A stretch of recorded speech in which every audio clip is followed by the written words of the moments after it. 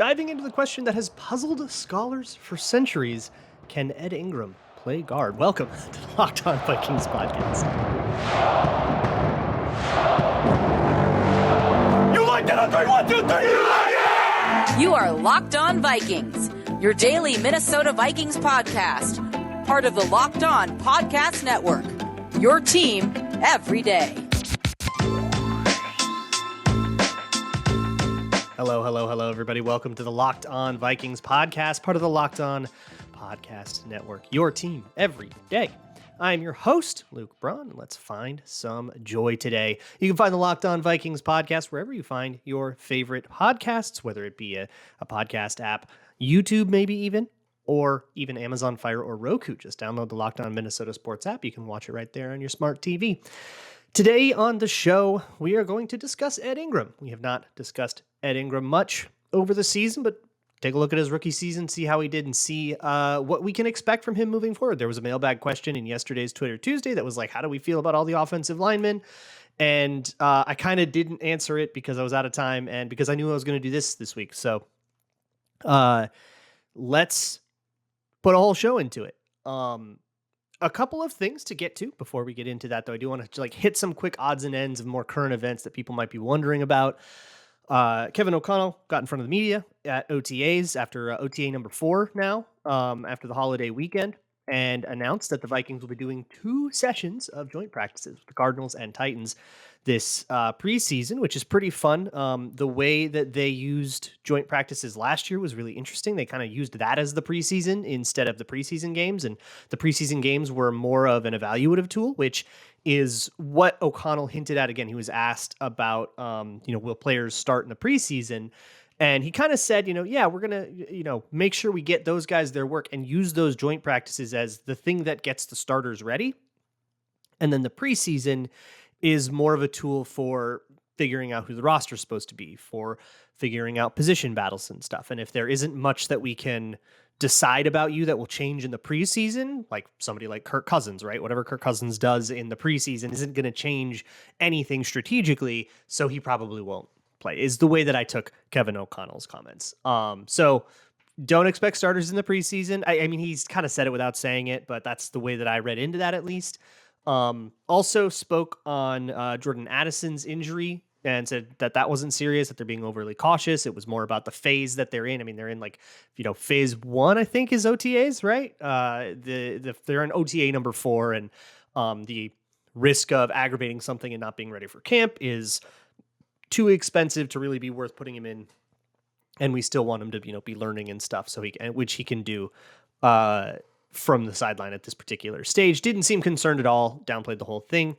And also he spoke on Justin Jefferson not being there, didn't really say anything that should change our outlook on that. If you want to know more about that situation, there was an episode I did of this show a couple days ago that kind of explained why I think he's not there. But I mean, it's a contract thing. He's trying not to get injured before he signs a contract. I think that's pretty obvious.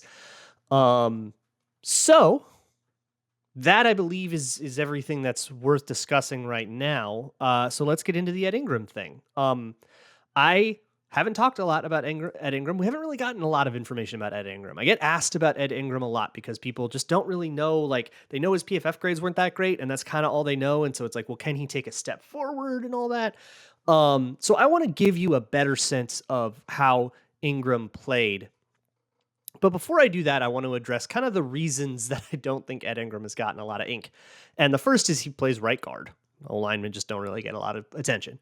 But usually like a rookie would, like a starting day 1 rookie who won a battle and got to start all year would get that kind of attention. But then, of course, there is the off-field stuff, the sexual assault allegations that surfaced when he was at LSU that kind of have been this weird dark shadow elephant in the room thing the entire time Ed Ingram has been here, and kind of for the rest of his time at LSU as well.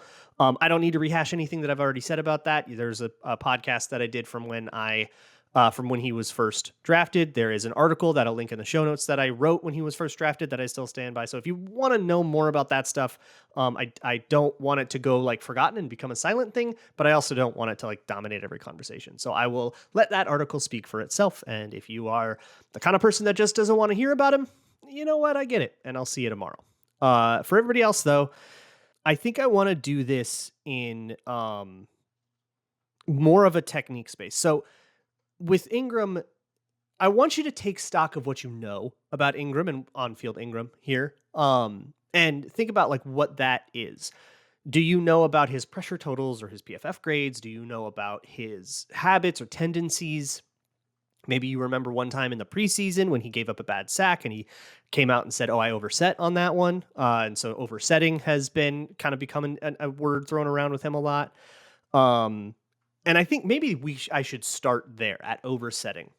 So when you're a guard and you are going against, usually it's going to be a three technique. The majority of blocks as a guard happen to a guy happen at against a guy that is to the outside of you. So in the gap to your outside. So to Ed Ingram's right.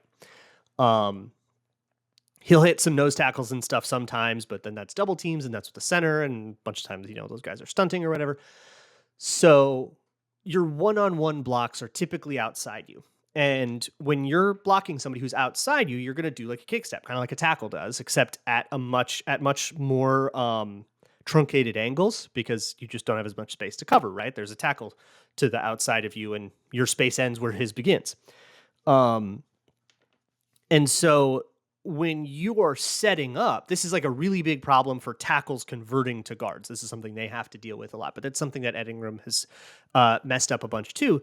When I see that footwork is really tight feet. You want really like short, stuttery steps. You want feet flat on the ground. You don't want up on your toes. You don't want weight back on your heels. You want to see flat, strong base on the ground as much as possible. You don't want your steps to be big and long and lopey, because if you have big, long, lopey steps, you're gonna have a longer cycle. Like if you think of like left foot forward, right foot forward as like a cycle, your cycle is going to be a lot longer, and a much larger percentage of that cycle, you're not going to have a foot on the ground that you can then plant off of and change direction if the guy goes to the inside of you. This was precisely the Ed Ingram issue. I believe this is what happened on that sack in the preseason. This is 100% what happened on the play against Washington. You might remember the Commanders game, a play where Kirk Cousins got hit in the ribs and he had to sit out a play, and Nick Mullins had to come in, threw this awesome go ball down the sideline. But if you remember that play, that was Ed Ingram oversetting. And what I noticed, because I noticed a few of those, but then what I noticed when I watched him in the playoff game, the Giants playoff game, he got a terrible PFF grade in that game, and I super disagree with it. When I was there, I was at that game, and when I was watching a couple times, I'm like, oh man, right guard's like kind of killing it. And then I actually went and watched it like closely for the first time here these last couple days, and I think he showed a lot of improvement, and in that particular way, especially his feet were a lot tighter. He didn't go as wide. He didn't go as deep. He was a lot more willing to like stay home, be patient, and let the play come to him. And O-line is a reactive position. The clock time is on your side as O-line. If he wants to take forever setting something up and head faking and going up and all around you, that just means that much less time between now and when the ball gets out. And you can let it come to you. And I think there was something of a patience that you have to learn as the game slows down for you as your first year progresses, where you kind of you don't have to go out to him. He'll come to you. And as long as you're set up to accept that contact and stuff, then you'll have a little bit more success rather than trying to, get all the way out there and move so much. Everything has tightened up quite a bit, and it led to a lot more W's in that Giants game than you can see if you were to watch him earlier in the season. I want to get a little bit more specific on tech. This is going to be a big like O-line technique episode if you're into that. But first, let me talk to you about our good old friends and pals at Built Bar. Built Bar has been very clutch for me as I'm trying to watch calories and be good, but I still want to satisfy my chocolatey cravings. Well, Built Bars are covered in 100% chocolate, but they're only like 130 calories. Maybe they get up to like 170 if you're doing one of the particularly decadent ones, which you can find on built.com. They have all kinds of like limited time offers and stuff. So check back at the website periodically, and you can get that delivered directly to your door, like 17 grams of protein, 4 grams of sugar. Really great numbers on these for how delicious they taste. They're absolutely fantastic. They taste like a candy bar, especially the puffs, the marshmallowy kind. It's like a marshmallow covered in chocolate, like something you would have gotten in your Easter basket as a kid if you observed. Really clutch stuff to make me feel like I'm still taking care of my soul without the calories that comes with that. You can also go to Walmart or Sam's Club and pick up a specialty box for yourself, and you don't have to wait for delivery at all. But if you would rather have it dropped off straight at your door, you can always go to built.com. Thank me later. Moving on with this episode of the Locked On Vikings podcast. Special shout out to my hashtag everydayers. Those of you who listen to this show every single day, can't appreciate you guys enough. So this is a technique episode, and if a technique episode is a little bit difficult because this is a podcast, the majority of people listen to this do it via audio without video at all, although you can come find me on YouTube if you'd like a video component as well. But it's really difficult to do this kind of thing without that visual aid being available to everybody. So if you are like a visual person and you need to see it, go to patreon.com/LukeBrownNFL, where a companion piece to this show is going to go up probably today, probably Wednesday, if not close to the end of the week, but soon. And you can find that there. But let's move on. There is another element of patience with Ed Ingram that I want to talk about. And I think patience, if you're looking for like the nebulous sort of one-word answer that you can give to people who say, hey, you said Ed Ingram got better over the course of the season. Why is that? You can say, well, he got more patient. I think that is the best vague enough to encompass everything word to use for how I think Ed Ingram got better over the course of the season. And I think not oversetting is kind of a patient thing. There is definitely more of a sort of staying in your spot, splitting the way you're supposed to split, depending on what the protection call is. If you're supposed to be closer to the tackle or the center, usually it's the center, because if the nose is there, you kind of want to split those guys together a little bit and then leave the tackle on an island, especially when it's Brian O'Neill. You can feel okay about that. But it depends, right? If there's big on same side, if there's two guys over there on the outside or a possible blitzer, you might split closer to the tackle because you might anticipate somebody coming. That's all just like part of the protection call. So whatever it is, there is that patience. But the other thing is, Ed Ingram would punch early, and he would punch with his outside hand a lot, which I think is kind of two separate issues. But when you're O-line, it's reactive. And I think with O-line, D-line, there is a little bit of a game of chicken where you're trying to figure out who's going to make the first move, and whoever makes the first move is going to have a harder time in that. But for the D-linemen, they have to make a move eventually. So you can kind of just sit there and you see the good tackles do this. You want to see somebody good do this. I mean, Darrisaw's phenomenal at this. I think Brian O'Neill's really, really good at this. They'll keep their hands just kind of holstered down by their hips, like they're waiting at, like they're Wild West cowboys waiting to draw at high noon, right? They'll keep it on their belt, and they will only put their hands up when their hands have something to do. Ed Ingram would try to punch, and there's a mentality that came out of him in college when I sort of reviewed him after the Vikings drafted him. The thing that I got the most of was this dude kind of just wants to like highlight, bouncer, shove everybody every play. And that's a sweet mentality. You kind of love that screw loose, but it'll get him into trouble because he wants to like finish everybody violently and get a highlight every play. And sometimes that can turn what would be good setups and wins into losses. Again, that Washington play is actually an example of this as well. He kind of made both of those mistakes, which is why he got smoked. But if you want another one, there is a play against Miami that I also will show in the Patreon video that he throws his hand out, and it's his outside hand, which I'll get to why I don't like that later. But he throws his outside hand out before contact is made, before the engagement is made. And he throws it out before the defensive line has thrown his hands out. So if you're the three technique, I want to say it was Christian Wilkins, but I'm not sure. If you're that three technique and a hand comes shoving at you, what are you going to do? Well, you're going to swipe that thing away immediately, and your hands aren't doing anything else. You're still closing space. So yeah, swipe that thing out and easy peasy. Now suddenly you've gotten his hand, is flailing out behind him, and you're going up against a one-handed offensive lineman, got up into Ed Ingram's chest, blew him up, got a sack. This happened to him a good amount, and it's just because it was early. Again, fast forward to that playoff game where you're going up against Leonard Williams for most of the game, if not Dexter Lawrence. They had a sick couple of D tackles over there. Still have those guys in New York. But you see him kind of keep those hands holstered, keep himself in a good position, and let the play come to him. And then, the D lineman has to put their hands on him, do something with their hands, whatever they're trying to set up, whether it's a swim or a rip or a cross chop or whatever. He's able to react to that and use his hands, and his hands end up getting a little bit more active by virtue of keeping them inactive for longer. That has been a really big help to him not losing to some of the easy moves and not just giving free dubs away by, getting your hands out into no man's land. And then the other thing is when you go with the outside shoulder, or you go for that outside shoulder, that's something that I think has gotten him a lot of L's in the past. I should also mention in the run, Ed Ingram was always pretty good in the run. Even PFF agrees with that.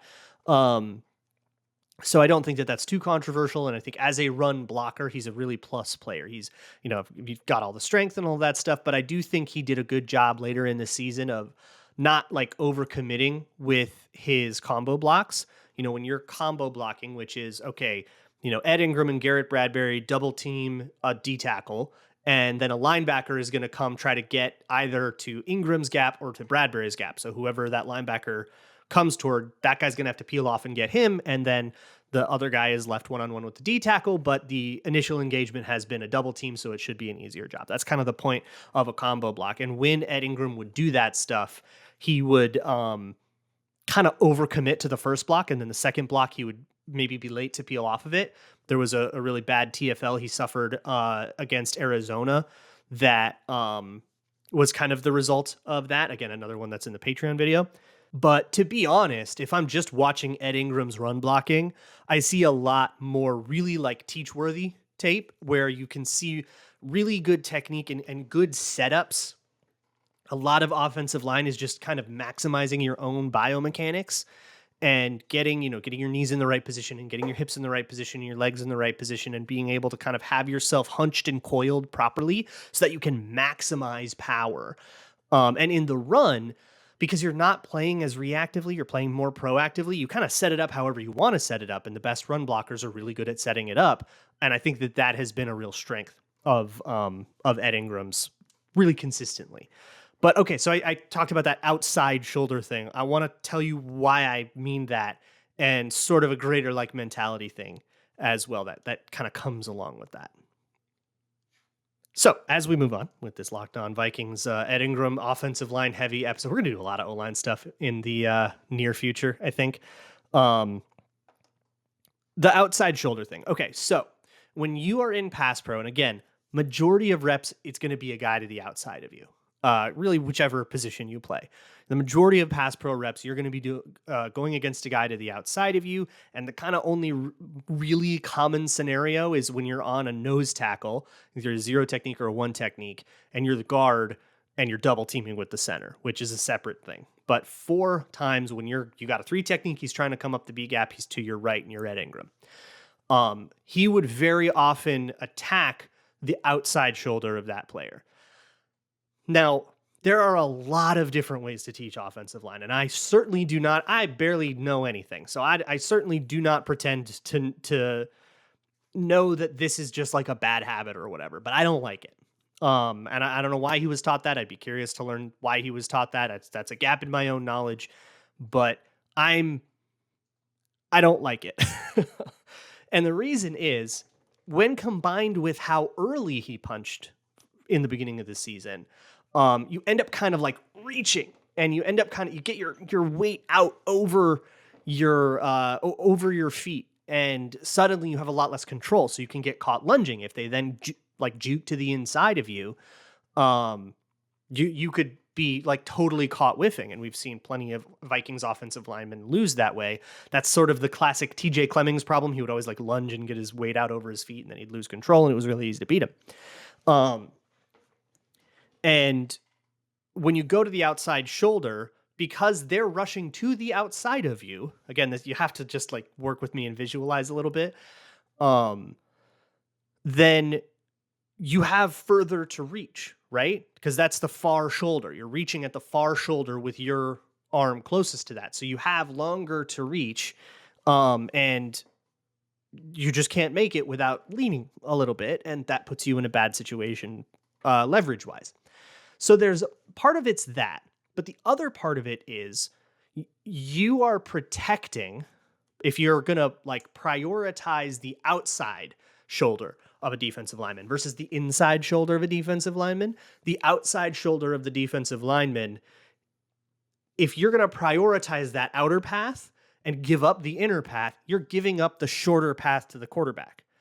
The way I see this is like, look, you don't necessarily, like, unless you just know you're better than this guy, like, you play for a Power 5 school and you're going up against some like D3 in early September, you just know you're going to kick this guy's butt. You kind of have to think of it like, if I prioritize his inside shoulder and I just say, I'm here, you have to go around me, that's going to be a longer path. Maybe he does beat you around, right? Maybe he gets around the edge, he's really fast and he gets you. That's going to be a longer path, and it's going to be a better L, a higher quality loss than if you go all the way to the outside, get beat inside, he's got a direct path to the quarterback. There are a lot of offensive line reps every game. This happens to everybody every game, where you will, by all intents and purposes, get beat. They swam you, you got set up, you missed, you lost the hand fight, you lost the power battle, whatever. But because you were prioritizing the inside and the edge rusher had to go around to the outside, quarterback got rid of the ball and the pressure was non-existent. Probably doesn't get logged as a pressure by any of the pressure places. And for all intents and purposes, you get credited with a win there. Just by kind of choosing the right style of loss, if a loss is going to get to you. That's why the main reason I don't like attacking the outside shoulder. I want you to prioritize that inside shade. Now, this is not a mistake that Ingram is necessarily making. I am sure that is how he is coached to do it. I'm sure there's a good reason for it that I'm just not aware of, but I'm just a podcaster, right? This is just my opinion and you're here listening to it. But that's one of the things that I think Ingram can still, if I were in charge, right? If I were able to give a suggestion, I would say have him prioritize the inner shoulder a little bit more, because Ingram's strengths are in, I think, just like soundness of technique generally, especially now. Maybe not so much as rookie year, but he got a little bit more comfortable and things calmed down a lot. And strength, right? He's just a very powerful guy. So putting him in that situation where he can get on that inside shoulder, get your hand on like the shoulder point is the way that I had it described to me. Get your hands on that shoulder point. And then what also helps is that your other hand, so your inside hand is on his inside shoulder. Your outside hand can now defend that inside hand from cross chops and rips and whatever that defensive lineman's going to try to do. You kind of have a hand to like parry stuff away and Mr. Miyagi it. But when you're leaning out to get to that far shoulder, your other hand can't necessarily be as active. And the goal of what I think Ed Ingram was trying to do a lot of the time was to torque. So you get like a hand on the outside shoulder at the first place, and then you kind of bring him in, get that hand on the inside shoulder a little bit lower. So you kind of got him at an angle, and then you just like steering wheel it and just try to torque him down. And then you can get him off his leverage that way. He did get a really cool pancake on Leonard Williams doing exactly that. I'm thinking that that's the technique. So that's not like a bad technique, maybe, if that's going to be the case. But if you're going to do it, you have to be a little more patient, which I think he got better at. And also, if somebody's going to try to rush way around you, like they're going to be at like a really loose 3 technique, they're almost closer to the tackle and they're going to make a lot of distance there, I want you to have something in your arsenal that works a little better against that.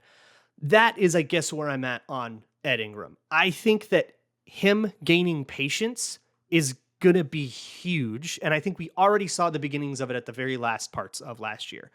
I don't know if that is like represented properly statistically or whatever, and I kind of don't care. I saw a difference in the way that he played, and I'm at this point, I feel like I can trust my eyes, and that's going to be what I go with. And if I'm wrong, I'm wrong. Whatever. I'm a podcaster. What are you going to do? Arrest me? Like, take me to jail, officer. I was wrong about the right guard. But that's where I'm at. So that's where I see something coming together a little bit for Ed Ingram, what kind of production that leads to and how he does in 2023. I don't know. Who the heck knows? Nobody does. Nobody does at all. Ed Ingram doesn't know how well he's going to do in 2023. I think if we all could know that as so-called experts purport to, then we'd all do really, really well in Vegas. But that's where I'm at on him. I think there are some really meaningful strides and improvements that he made. But if I were to suggest one, I would say go with that outside shoulder a little more. And then I would also say just don't always try to shove and finish that. Don't always finish with a shove. Again, there are a lot of ways to finish a rep, but I think sometimes he's early to go for the finish and go for the shove to the point where you're shoving him right into the running lane, right? And now suddenly that guy can make a tackle if he can keep his feet. You don't want to give him the opportunity to just like show off his balance and make an awesome tackle, which happened a little bit. So again, that patience, if patience is something that's really becoming a part of his mentality, I think it'll help with that as well. For the aforementioned reasons, by the way, usually an episode like this would be the Everyman series. I'm not going to do an Everyman series on Ed Ingram. I just am not comfortable with it. It's not like a political stance or anything. It's my show and I don't really want to do it. So if you don't like that, die mad. See you guys tomorrow on the Locked On Vikings podcast. And as always, Skull.